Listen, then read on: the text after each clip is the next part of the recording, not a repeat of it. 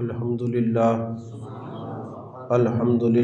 رب العالمین والعاقبۃ للمتقین والصلاة والسلام علی سید الرسل وخاتم الانبیاء والمرسلین وعلی آلہ الطیبین واصحابہ الطاہرین اما بعد فاعوذ باللہ من الشیطان الرجیم بسم اللہ الرحمن الرحیم یا ایہا الذین آمنوا اتقوا اللہ وکونوا مع الصادقین صدق اللہ العظیم وصدق رسولہ النبی الکریم الامین ان اللہ وملائکتہ یصلون علی النبی یا ایہا الذین آمنوا صلوا علیہ وسلموا تسلیما اللہم صلی علی سیدنا و مولانا محمد وعلی آل سیدنا و مولانا محمد وبارک وسلم وصلی علیہ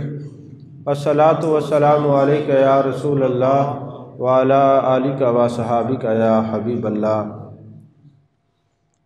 تمام تعریفیں اللہ تبارک و تعالیٰ کے لیے ہیں جو خالق کائنات بھی ہے، مالک شجاعت بھی، جو احد بھی ہے، صمد بھی ہے، جس کی شان لم یلد بھی ہے ولم یولد بھی۔ لا تعداد درود و سلام بارگاہ سید الانام، شفیع رحمت، والی امت، شاہ خوباں، جان جانا، شہنشاہ حسینہ، سید سروراں، سیاہ لامکاں، تتیمہ دوراں، سرخیل زہرہ جمالاں، رازدان ماوہا، شاہد ما طغا، صاحب علم نشرہ، معصوم آمنہ، احمد مجتبی حضرت محمد مصطفیٰ صلی اللہ علیہ وآلہ وصحبہ وسلم کی بارگاہ ناز میں اپنی عقیدتوں، ارادتوں، محبتوں کا خراج پیش کرنے کے بعد، عزیزان محترم، جس طرح آپ حضرات جانتے ہیں کہ یہ مہینہ حضرت سیدنا صدیق اکبر رضی اللہ تعالیٰ عنہ کے وصال با کمال کا مہینہ ہے۔ جمادی الثانی کی 22 تاریخ کو آپ کا وصال ہے۔ انشاءاللہ وہ تاجدار صداقت کانفرنس ہمارے جامعہ میں آستانہ پر منعقد ہوگی، ہر سال ہوتی ہے، تو یہ جمعۃ المبارک بھی آپ کے نام ہے، بلکہ ہماری زندگی بھی آپ ہی کے نام ہے۔ عزیزان محترم، اہل سنت وہ واحد جماعت ہے جو صحابہ کی بھی غلام ہے اور اہل بیت کی بھی غلام ہے، محبوب علیہ السلام کی ایک ایک نسبت کی قدر کرنے والی جماعت ہے۔ میرے آقا علیہ السلام نے ہر صحابی کو نئی نئی شان عطا فرمائی اور اپنی خصوصیات اور اپنی عظمتیں اور شان اپنے صحابہ کو عطا فرمائی ہیں۔ جیسا کہ حضرت خالد بن ولید رضی اللہ تعالیٰ عنہ کو میرے آقا علیہ السلام نے سیف اللہ کا لقب عطا فرمایا، یعنی اللہ کی تلوار۔ ایک جنگ میں آپ نے 9 تلواریں توڑ دیں کفار اور مشرکین پر۔ جان جانا، جان کائنات، مصطفیٰ جان رحمت صلی اللہ علیہ وسلم راضی ہوئے اور فرمایا تو سیف اللہ ہے۔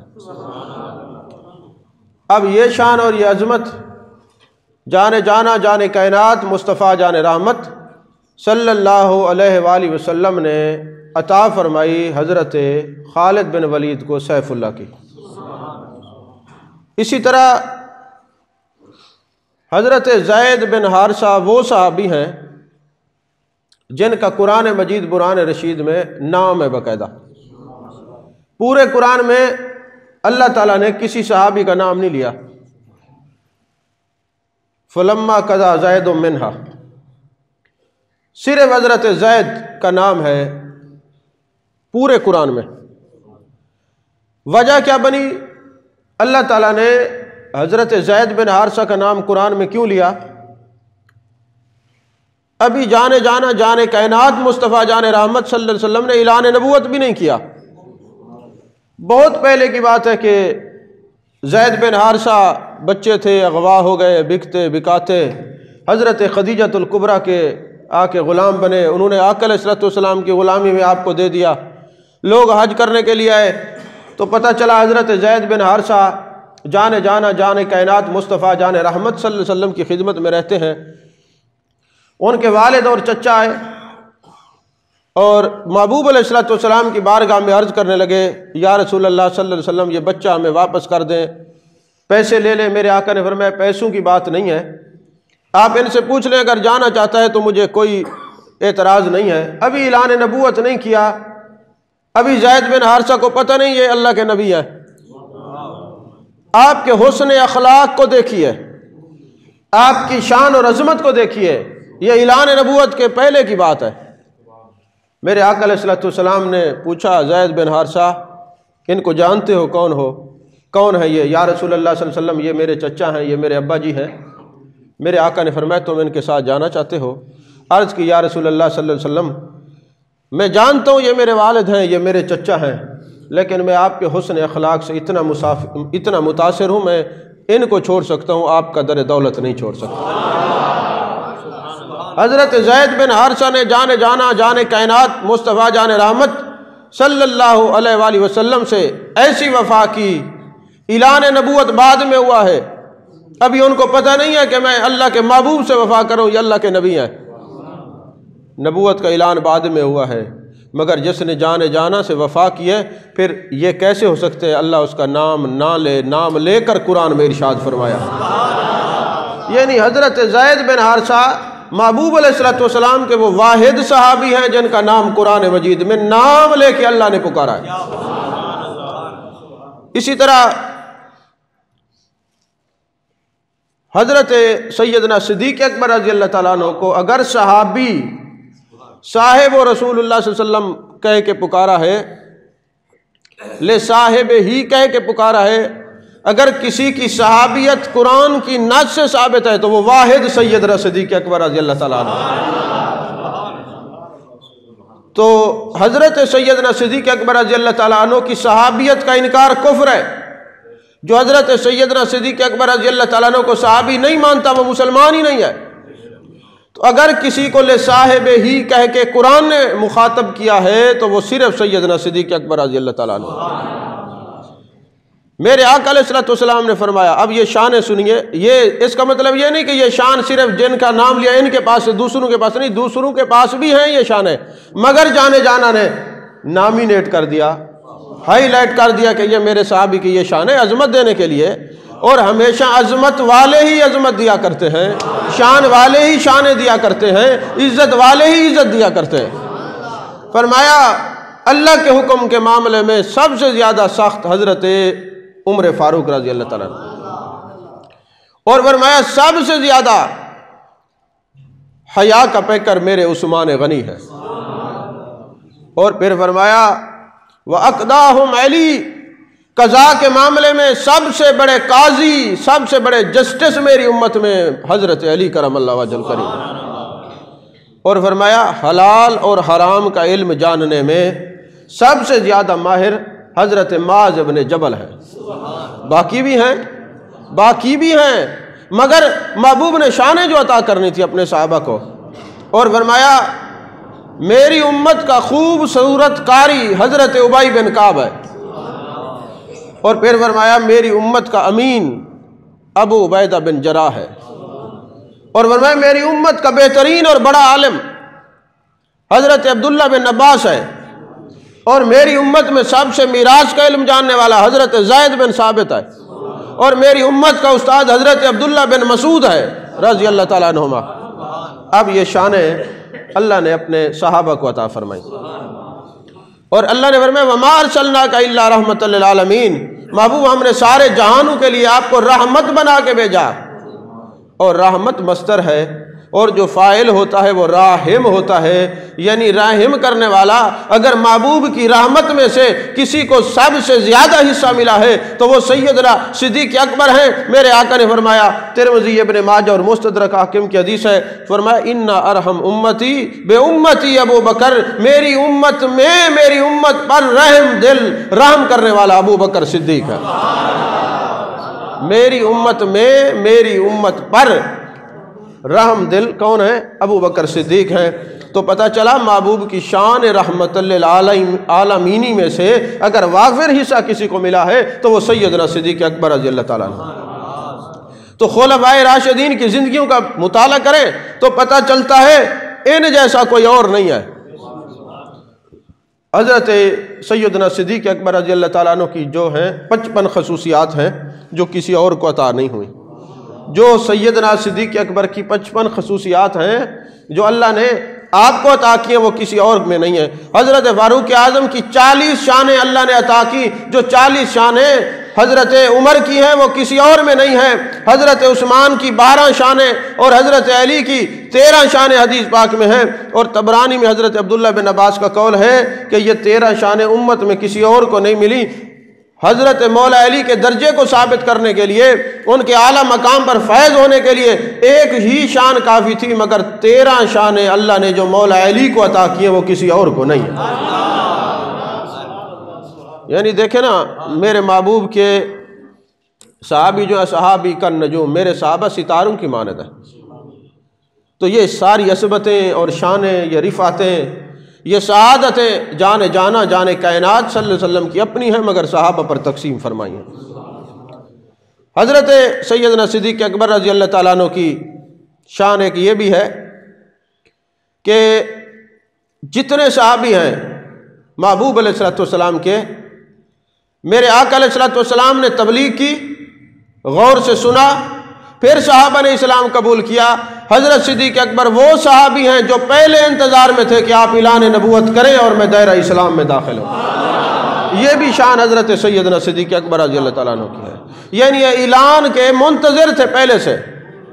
اور بخاری شریف میں حدیث پاک ہے، حضرت ابو بکر صدیق رضی اللہ تعالیٰ عنہ کی شان ہے، میرے آقا فرماتے ایھا الناس، لوگو ان اللہ باسنی علیکم، جب اللہ تعالیٰ نے مجھے تم میں مبعوث فرمایا، وَقُلْتُمْ كَذَّبْتَ، تم کہتے تھے کہ آپ سچ نہیں کہہ رہے، وَقَالَ ابا بکر صدقا، سب سے پہلے جس نے مجھے کہا جو میرے یار کہتے ہیں سچ ہے وہ صدیق اکبر ہے، سب سے پہلے جس نے میری تصدیق کیا وہ صدیق اکبر ہے۔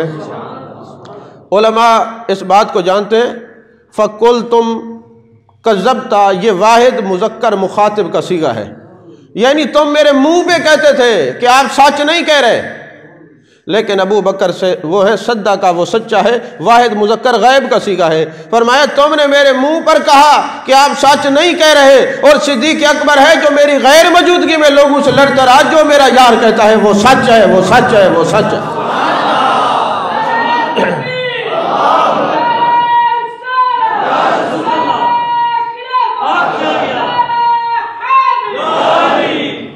توجہ ہے آپ کی؟ اب یہ بھی ایک شان ہے۔ اسی طرح میرے آقا نے فرمایا وَوَسَعْنِي بِنَفْسِهِ وَمَالِهِ فَهَلْ تُمْ تَارِكُوا لِصَاحِبِي فَهَلْ تُمْ أَنْتُمْ تَارِكُوا لِصَاحِبِي، فرماتے ہیں میرا صدیق وہ ہے جس نے میرے لیے اپنی جان مال سب کچھ میرے لیے لٹا دیا ہے۔ میرے یار کو کچھ نہ کہا کرو، میرے یار کو کچھ نہ کہا کرو، میرے یار کو کچھ نہ کہا کرو۔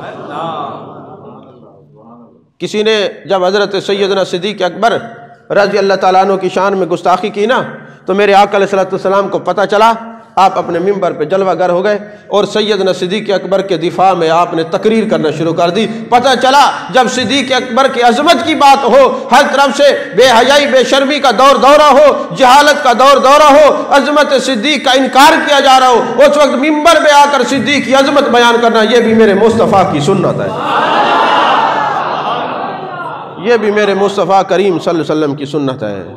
فَهَلْ أَنْتُمْ تَارِكُوا لِصَاحِبِي، میرے یار کو کچھ نہ کہو، میرے لیے کچھ نہ کہو، میری خاطر میرے یار کو چھوڑ دو، لی میرے خاطر، میری خاطر، محبوب فرما رہے میری خاطر میرے یار کو کچھ نہ کہو۔ تو پتہ چلا جو صدیق پر تان کرتا ہے وہ مصطفیٰ پہ تان کرتے، جب جانا فرما رہے میری خاطر میرے صدیق کو کچھ نہ کہو۔ ذرا ان الفاظ کی گہرائی میں تو جا کے دیکھیں، میرے آقا فرماتے انتم تارکو فہل انتم تارکو لصاحبی، میرے یار کو میری خاطر کچھ نہ کہو۔ ایک مرتبہ ایسا ہوا، کسی نے حضرت صدیق اکبر رضی اللہ تعالیٰ عنہ کی شان میں جب گستاخیاں کی نا، تو محبوب نے دفاع کیا، تقریر کی، عظمت صدیق خود بیان فرمائی، اور پھر فرمانے لگے آئے حسان بن ثابت تم نے بڑی میری نعتیں کہی ہیں، میرے لیے بڑے کلام پڑھے ہیں، بتاؤ میرے یار کے لیے بھی کچھ لکھا ہے؟ بتاؤ میرے صدیق کے لیے کچھ لکھا ہے؟ اعلیٰ حضرت نے مطلع القمرین کے اندر لکھا ہے کہ منقبت صدیق اکبر کی فرمائش کرنا کہ یہ ہمیں سناؤ، یہ بھی جان جانا کی سنت ہے، میرے آقا علیہ الصلوۃ والسلام کی سنت ہے۔ اب آپ دیکھیں نا ہماری محفلوں میں ایسا ہوتا ہے، وہ کہتے جی مجھے کسی نے کہا حضرت علی کی شان بیان کرو، حضرت علی کی شان 1000 بار بیان کریں مگر صدیق کی شان بھی نہ بھولو، فاروق اعظم کی شانیں بھی نہ بھولیں، حضرت عثمان غنی کی شانیں بھی نہ بھولیں، عشرہ مبشرہ صحابی جو ہیں ان کی شانیں نہ بھولیں، بدر والوں کو نہ بھولیں، احد والوں کو نہ بھولیں، خندق والوں کو نہ بھولیں، محبوب کے جو غلام ہیں، جو محبوب کے صحابہ ہیں، محبوب کے یار ہیں، کسی کو نہ بھولیں۔ تو کیا ہماری محفل میں تو ایسا نہیں ہوتا؟ جب فرمائش کی جاتی ہے یہی کہی جاتی ہے مولا علی کی شان سنائیں، مولا علی کی شان کا منکر کوئی نہیں ہے، مولا علی کی شان تو سن کے دل ٹھنڈا ہوتا ہے۔ میرے آقا نے فرمایا علی وہ ہے جن کا ذکر کرو، علی کا ذکر عاشق اور منافق کا ایک پیمانہ ہے، جس کا علی کا نام سن کے جس کی طبیعت خوش ہو جائے وہ عاشق ہے، جس کا منہ جل جائے وہ منافق ہے۔ عشق کا اور نفاق کا پیمانہ مولا علی کا ذکر ہے، مولا علی کا ذکر کرنا چاہیے، ہم کرتے بھی ہیں، کرتے رہیں گے، اور یہ ہمارے عشق کا تقاضا ہے، محبت کا تقاضا ہے، مولا علی کا ذکر کریں۔ مگر یہ تو دیکھیں کہ منبر پہ میرے محبوب نے کس کے لیے فرمایا، کس کی شان بیان کرو؟ صدیق اکبر کی۔ پتہ چلا محفل میں یہ فرمائش کرنا صدیق اکبر کی عظمت بیان کرو، یہ بھی میرے محبوب کی سنت ہے۔ اب جب سے یہ علماء حقہ نے یہ دفاع کرنا شروع کیا ہے نا، تو اب ہمارے نعت خانوں نے بھی صدیق اکبر کے کلام یاد کر لیے، ورنہ مجھے یاد ہے 2 سال پہلے تک کسی کو کہہ دیتے نا صدیق اکبر رضی اللہ تعالیٰ عنہ کی شان میں 2 مصرے کہے تو موت پڑ جاتی تھی، لوگوں کو آتے نہیں تھے۔ عجیب لوگوں نے یہ رویہ بنایا ہوا ہے۔ ہماری آنکھوں کا چین ابو بکر صدیق ہیں، ہمارے دل کا نور فاروق اعظم ہے، ہمارے سر کا تاج عثمان غنی ہے، اور ہماری محبتوں کا مرکز اور عشق کا مرکز حضرت مولا علی ہے۔ تو پھر حضرت حسان سے پوچھا جان جانا جان کائنات مصطفیٰ جان رحمت صلی اللہ علیہ وسلم نے کہ میرے صدیق کے لیے کچھ لکھا ہے؟ انہوں نے کہا حضور لکھا ہے۔ فرمایا پھر ہو جائے، پھر ہو جائے، سناؤ کیا لکھا ہے؟ انہوں نے کہا اذا تذکرت شجوا من اخی ثقۃ فاذکر اخاک ابا بکر بما فعل، جب تم کسی نیک بندے اور پرہیزگار کا ذکر کیا کرو اپنے بھائی ابو بکر کے کارناموں کو بھی یاد کیا کرو، ان کی محبتوں، ان کی وفائیں، ان کے عشق مصطفیٰ کا بھی اظہار ضرور کیا کرو۔ فتبسم رسول اللہ صلی اللہ علیہ وسلم، میرے آقا مسکراتے رہے، فرماتے حسان تم نے سچ کہا ہے، تم نے سچ کہا ہے، تم نے سچ کہا ہے، میرے صدیق کی یہی شان ہے، میرے صدیق کی یہی شان ہے۔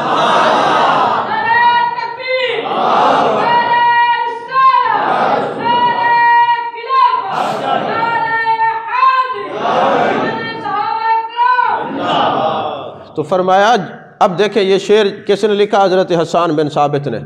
ذرا تھوڑی سی علمی طور پہ بھی آپ غور کیا کریں۔ اب یہ شعر کس نے لکھا؟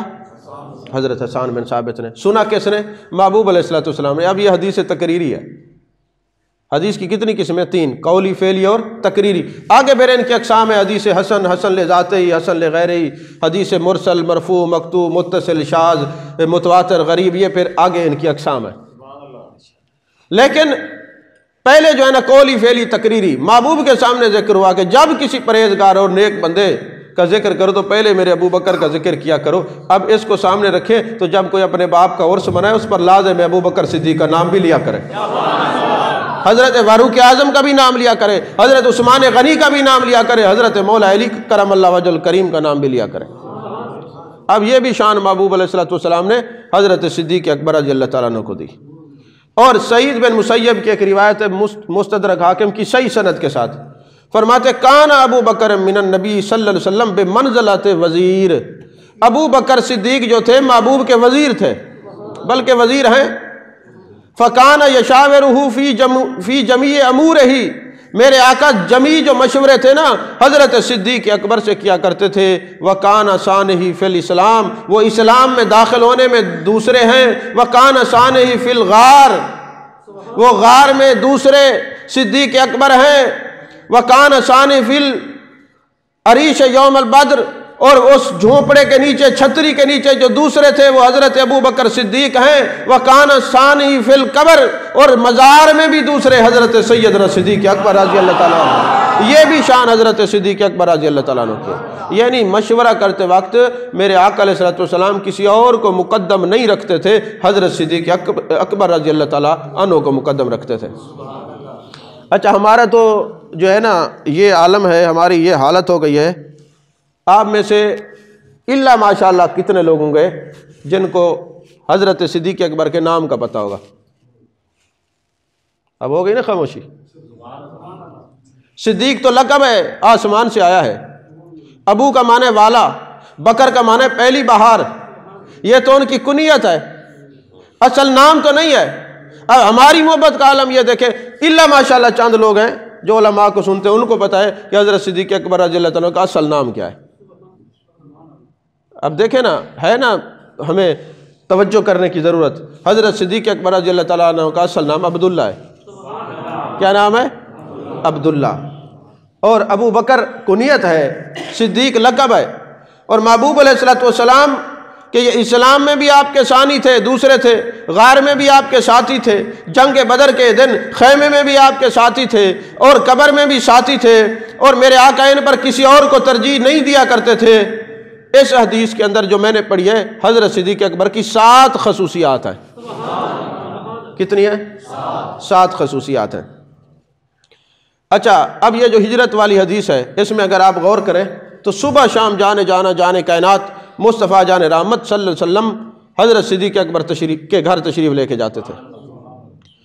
آپ کے یہ علم میں ہونا چاہیے، صدیق اکبر رضی اللہ تعالیٰ عنہ کے گھر میں 2 پتھر تھے جو اعلان نبوت سے پہلے بھی آپ پر سلام پڑھا کرتے تھے۔ یعنی صدیق اکبر کے عشق کا عالم دیکھیے، جس کے گھر کے پتھر بھی حضور سے وفا کرتے ہیں۔ اور 2 پتھر تھے، ایک پتھر کا نام تھا متقا، ایک کا نام تھا متکلم۔ یہ حضرت صدیق اکبر کے گھر کے پتھر ہیں۔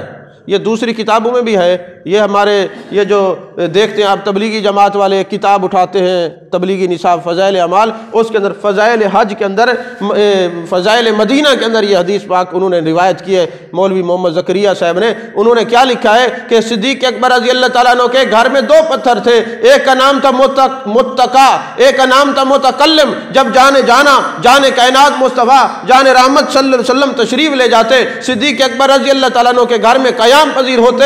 جو متقا تھا وہ ایک سرکتا ہوا جانا کے پاس آتا، محبوب تکیہ بنا لیتے، اور دوسرا کہتا رہتا السلام علیکہ یا رسول اللہ، السلام علیکہ یا حبیب اللہ۔ پتہ چلا صدیق اکبر وہ ہیں جن کے گھر کے پتھر بھی میرے مصطفیٰ سے محبت کرتے ہیں۔ اصل میں میری تقریر دوسرے خطیبوں کی طرح نہیں ہوتی، تھوڑی تحقیق کے لیے ہوتی ہے۔ ذرا آپ توجہ سے سنیں گے یا غور سے سنیں گے نا تو آپ کو زیادہ جو ہے نا سمجھ بھی آئے گی، معلومات بھی آئے گی۔ تو ایک دن میرے جانا خلاف معمول سیدنا صدیق اکبر رضی اللہ تعالیٰ کے گھر تشریف لے گئے۔ جب صدیق اکبر رضی اللہ تعالیٰ کے گھر تشریف لے گئے تو حضرت صدیق اکبر رضی اللہ تعالیٰ سمجھ گئے کہ ہجرت کا وقت آ گیا۔ اچھا، کمال یہ ہے کہ جب محبوب نے ایک دن کبھی فرمایا ایک وقت آئے گا ہم نے ہجرت کرنی ہے، اس دن سے آپ نے انتظار کرنا شروع کر دیا، تیاری کرنی شروع کر دی۔ اب تیاری آپ نے کیا کی، ذرا صدیق اکبر رضی اللہ تعالیٰ عنہ کی وفائیں سنتے جائیں۔ آپ نے 2 اونٹنیاں لی ہوئی تھیں، تو ہجرت سے پہلے 3 مہینے تک پہلے انہوں نے ککر کی جو لانگی ہوتی ہے نا، ککر کی، وہ کھلاتے تھے۔ اب ککر کا جو مزاج ہے وہ سرد خشک ہوتا ہے۔ جس اونٹ کو ککر کی لانگی کھلائی جائے نا، اس کے اندر 2 فائدے ہوتے ہیں۔ اب دیکھیں، آپ ایک طبیب بھی تھے اور یہ جانتے تھے، کسی نے پوچھا صدیق اکبر رضی اللہ تعالیٰ سے آپ نے یہ اونٹنیوں کو ککر کی لانگی کیوں کھلائی ہے ہجرت سے 3 مہینے پہلے؟ تو فرمانے لگے یہ جو اونٹ ککر کی لانگی کھائے نا تو اس کا مزاج ایسا ہو جاتا ہے کہ ایک تو وہ طاقتور ہو جاتا ہے، دوسرا موٹا نہیں ہوتا۔ تو میں نے ہجرت کے لیے یہ 2 اونٹنیاں اس لیے تیار کی تھیں کہ جب یہ موٹا ہو جائے گا، اس پہ زیادہ چربی ہو جائے گی نا تو یہ سفر کے قابل نہیں ہوگا۔ میں ہجرت کے لیے اونٹوں کو بھی تیار کر رہا تھا۔ یہ وفائیں ہیں سیدنا صدیق اکبر۔ سمجھ میں آ رہی ہے بات کہ نہیں؟ اور حضرت اسماء بنت ابی بکر صدیق رضی اللہ تعالیٰ عنہ غار میں جا کر آپ کو کھانا دے کے آتی تھیں، اور ابو جہل نے جو ہے نا ان سے پوچھا کہ کہاں ہیں، تو انہوں نے کہا میں نہیں جانتی۔ اب کوئی یہ کہے کہ جناب انہوں نے کہا میں نہیں جانتی، تو جنگ ایک دھوکے کا نام ہے۔ اس وقت اگر کوئی دشمن سے کوئی اس طرح کی بات کرتا بھی ہے تو وہ جھوٹ نہیں ہوتی۔ بخاری شریف کے اندر یہ حدیث پاک ہے۔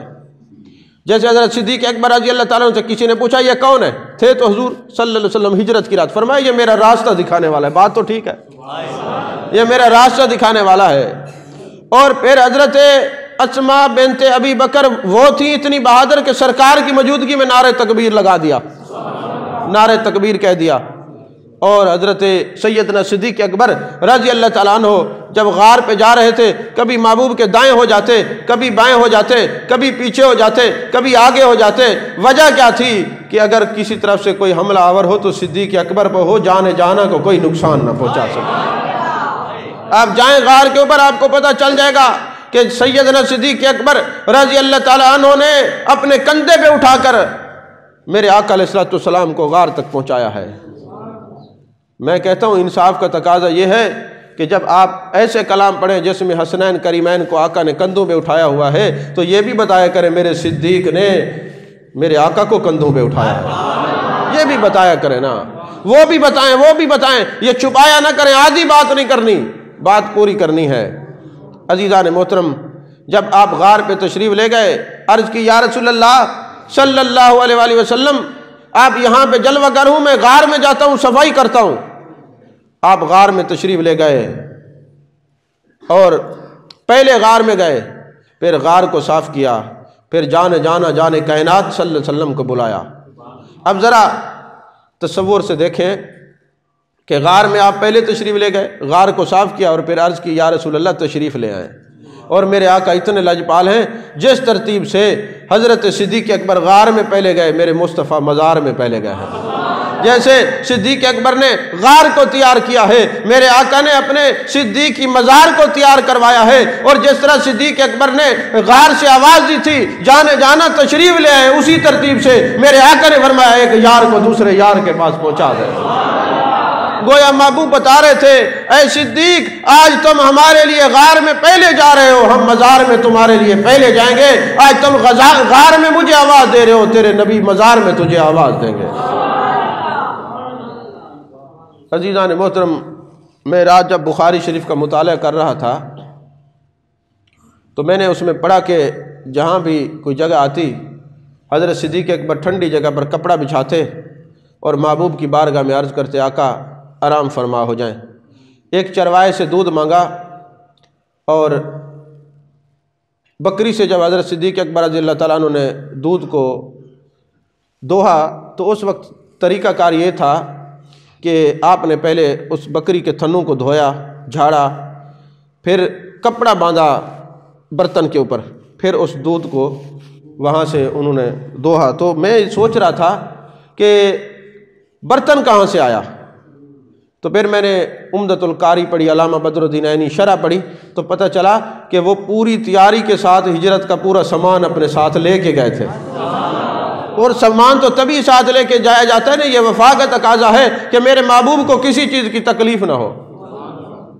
اور پھر کپڑے کے اوپر آپ دودھ کیوں دو رہے تھے کہ یہ نفیس ترین ہو جائے، نفیس ترین، کیونکہ لقد جاءکم رسول من انفسکم، ایک انفسکم بھی ہے ایک ترکیب کے اندر کہ نفیس ترین لوگوں میں تشریف لائے ہیں، تو فرمایا انفس ترین ہستی کو دودھ پلانا ہے تو ایسا پلانا ہے کہ یہ بالکل صاف شفاف اور ستھرا ہو۔ جب صدیق اکبر رضی اللہ تعالیٰ عنہ فرماتے ہیں کہ میں نے جانے کائنات مصطفیٰ جان رحمت صلی اللہ علیہ وسلم کو دودھ پیش کیا، میرے آقا دودھ پی رہے تھے، میں خوش ہو رہا تھا، دودھ تو محبوب نے پیا ہے اور پیٹ میرا بھر گیا۔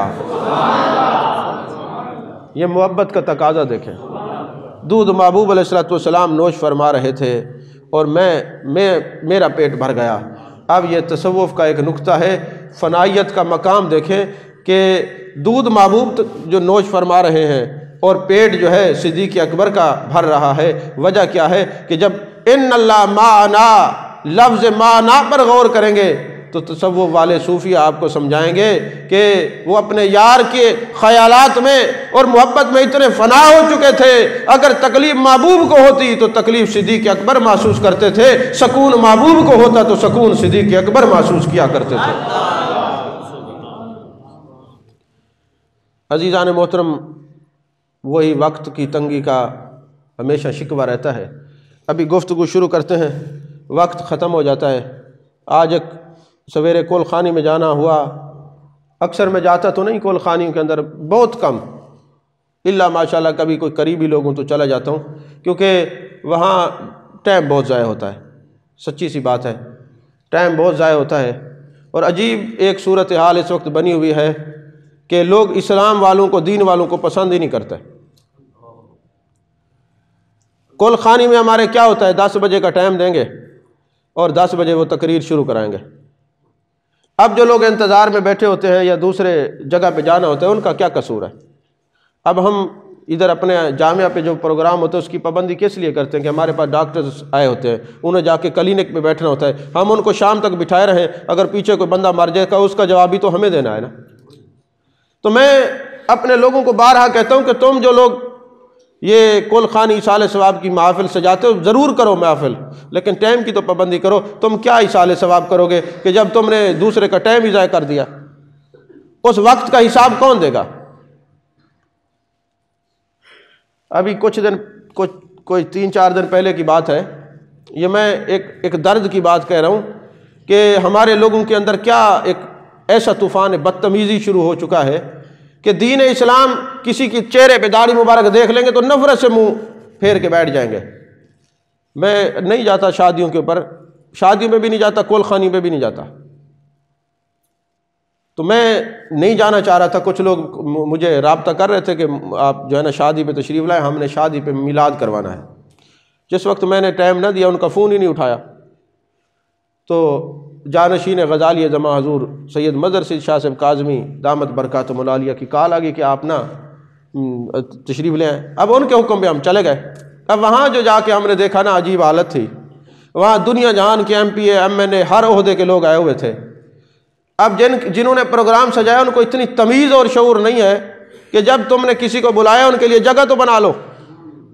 اب عالم یہ تھا کہ جب کوئی MP MNA دنیا دار، دنیا کا چمچہ آتا نا، سارے میری طرف دیکھتے کہ ان کو اٹھائیں اور ان کی جگہ پہ بٹھائیں۔ میں وہاں بیٹھے سوچ رہا تھا کہ یار انٹرنیشنل لیول پہ لوگ مجھے جانتے ہیں، میں مشہور بھی ہوں، تو میرا حال یہ ہے تو عام مسجد کے مولویوں کا کیا حال کرتے ہوں گے یہ لوگ؟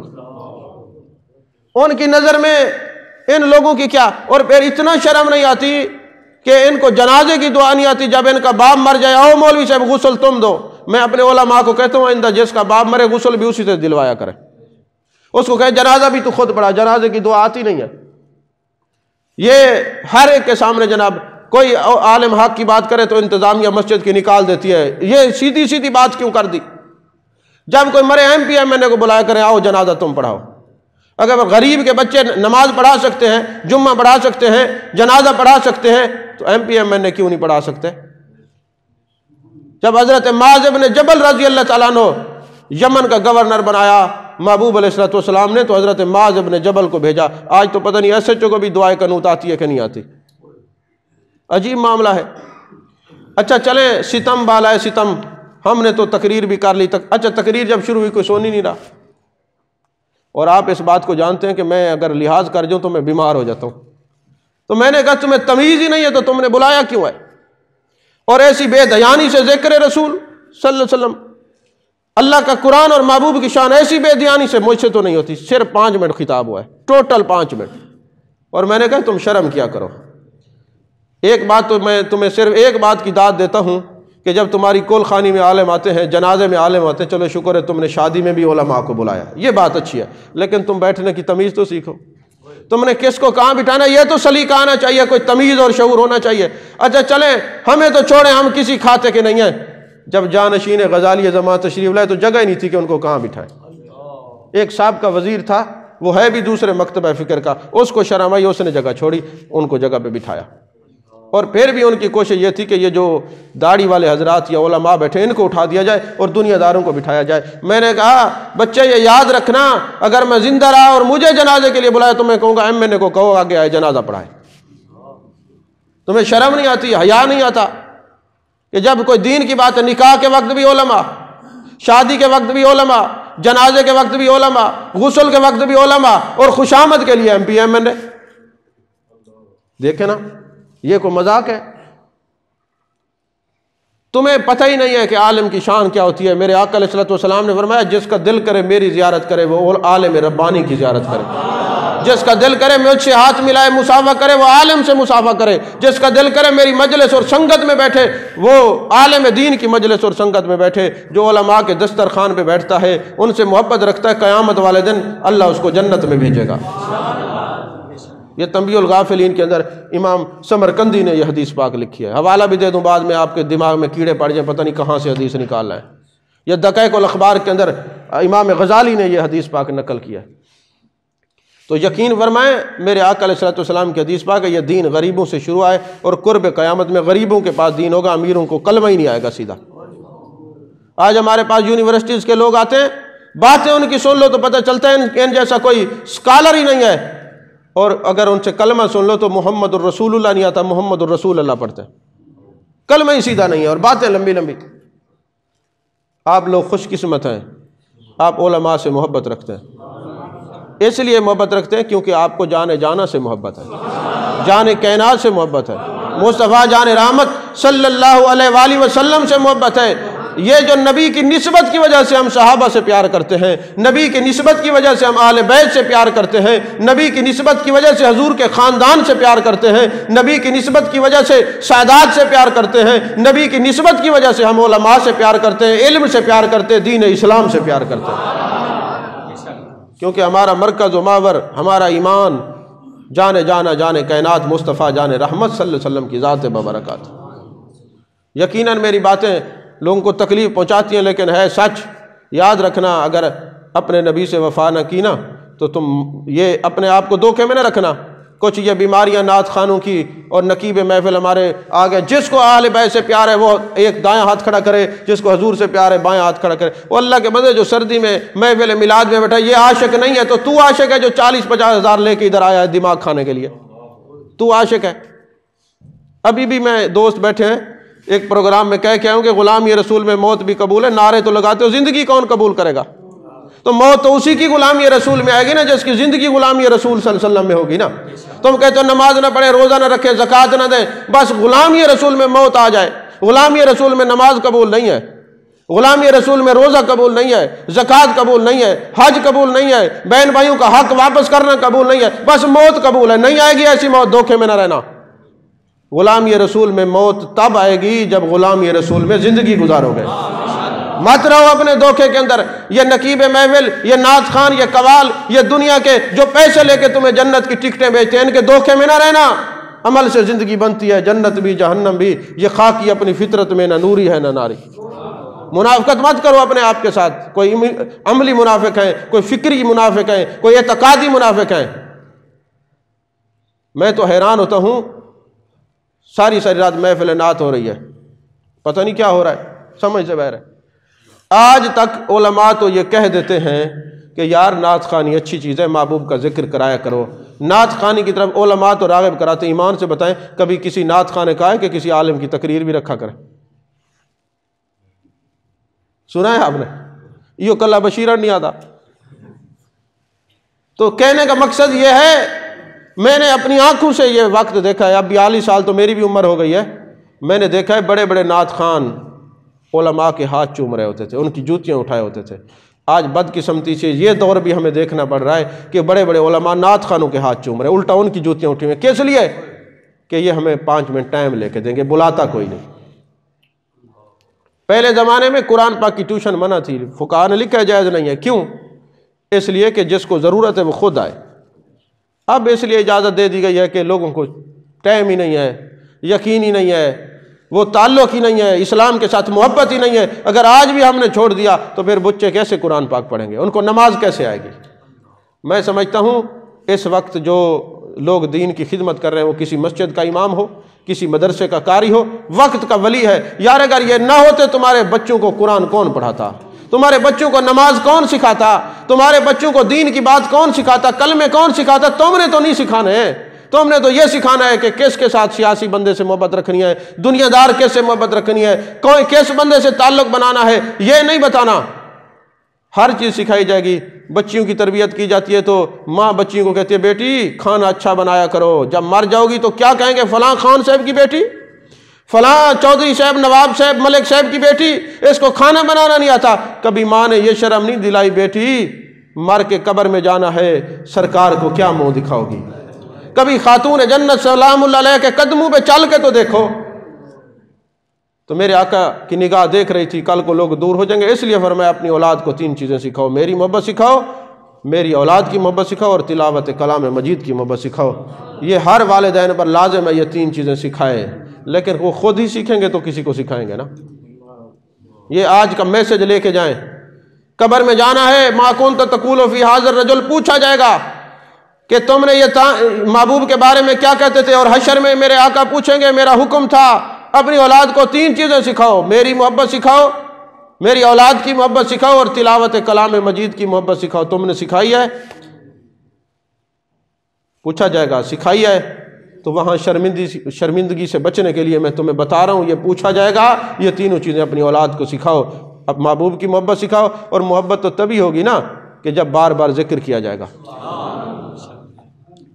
پیر نصیر الدین صاحب علیہ رحمہ ایک بات کرتے تھے، یزید چولہے پہ بنتے ہیں۔ جب آپ کھانا کھلاتے ہیں نا تو یزید کی باتیں کرتے ذہن میں یزیدیت آ جاتی ہے، سیاست کی باتیں کرتے ہیں سیاست آ جاتی ہے، عشق کی باتیں کرتے ہیں عشق آ جاتا ہے، محبت کی باتیں کرتے ہیں محبت کی بات آ جاتی ہے۔ سویرے سویرے بچوں کو کھانا بھی کھلاؤ اور کہو محبوب کے والضحیٰ کا چہرہ تھا، واللیل کی زلفیں تھیں، ما زغ البصر وما طغیٰ کے کاجل والی آنکھیں تھیں، ید اللہ والے ہاتھ تھے، لسان اللہ والی زبان تھی۔ میرے آقا اپنے تو اپنے غیروں سے بھی وفا کیا کرتے تھے، میرے آقا جو ہے وہ پتھر کھا کے بھی دعا دیا کرتے تھے۔ اس قسم کی باتیں اپنی اولاد کو سکھاؤ، اور حضور کی اولاد کی محبت سکھاؤ، اور کلام مجید کی محبت سکھاؤ۔ اب تو قرآن بھی ایسا ہو گیا کہ صرف کول خانی پہ پڑھا جاتا ہے، اور میں نے دیکھا ہے کہ کول خانی پہ بھی قرآن ایسے پڑھتے ہیں، بندے آتے ہیں نا دور سے آ کے دیکھتے ہیں کہ گٹھلیاں کہاں پڑی ہوئی ہیں، اور وہیں جا کے بریک لگاتے ہیں جہاں گٹھلیاں پڑی ہوں، اور پھر گٹھلیاں بھی نہیں پڑھنی، کلمہ نہیں پڑھنا، درود شریف پڑھنا۔ اچھا کیویں موئے؟ اچھا ہسپتال موئے کڈیالوجی یا نشتر؟ اچھا چوکھے پیسے بینک بیلنس چھوڑ گئے، بال چوکھے کماندے ہیں، وہ گٹھلی چل رہی ہے۔ قرآن کے پاس نہیں جانا جہاں سپارے رکھے ہوئے۔ اللہ کے بندے، میرے آقا نے فرمایا ان اللہ یرفع بہذا الکتاب اقواما، اگر تم عزت چاہتے ہو تو قرآن سے جڑ جاؤ، قرآن زندہ کرتا ہے۔ ہمیں تو قرآن سے زندگی چاہیے تھی نا، ہم کب پڑھتے ہیں؟ جب موت آتی ہے۔ اور پھر عالم یہ ہے کہ جو بچہ ٹھیک ہوگا، تندرست ہوگا، آنکھیں اس کے ہاتھ سلامت ہوں گے نا، وہ انگلش میڈیم میں پڑھے گا، اور جس کی آنکھیں سلامت نہیں ہوں گی، ہاتھ سلامت نہیں ہوں گے، اس کو اٹھا کے جا کے مدرسے چھوڑاتے ہیں، اور پھر جب باپ کی روح نہیں نکلتی پھر وہ کہتے ہیں جس کو چھوڑ آئے تھے وہاں پہ اس کو اٹھا کے لے، اب سورہ یاسین پڑھے، اب ABC پڑھاؤ نا اس کے اوپر۔ نہیں سچی بات ہے نا، بات ذرا کڑوی ہے، اب پڑھاؤ نا اس کے اوپر ABC۔ میں خود بھی انگلش میڈیم میں پڑھا ہوں، BSc تک انگلش میڈیم میں پڑھا ہوں، لیکن دین بھی پڑھائے۔ یہ نہیں ہے کہ ایسا نہیں کہ صرف دنیاوی تعلیم ہے، دینی نہیں، الحمدللہ دونوں تعلیمات ہیں۔ جب امیروں کے بچے پڑھیں گے وہ لوگوں کی آنکھ میں آنکھ ڈال کر عشق مصطفیٰ سکھائیں گے۔ عشق تب ہی ہوگا۔ اب جس بیچارے کی تنخواہ 3000 ہے وہ سچ کی بات کرے گا تو متولی صاحب آکسن ونجو یار سم بندہ بدلی کرنے، اتنا تو لوگ کپڑے نہیں بدلی کرنے جتنا مسجد مولوی بدلی کی تھی کھڑے ہوئے تو۔ بہرحال یہ ایک درد ہے، کچھ خیال کرنا چاہیے، کچھ خیال کرنا چاہیے۔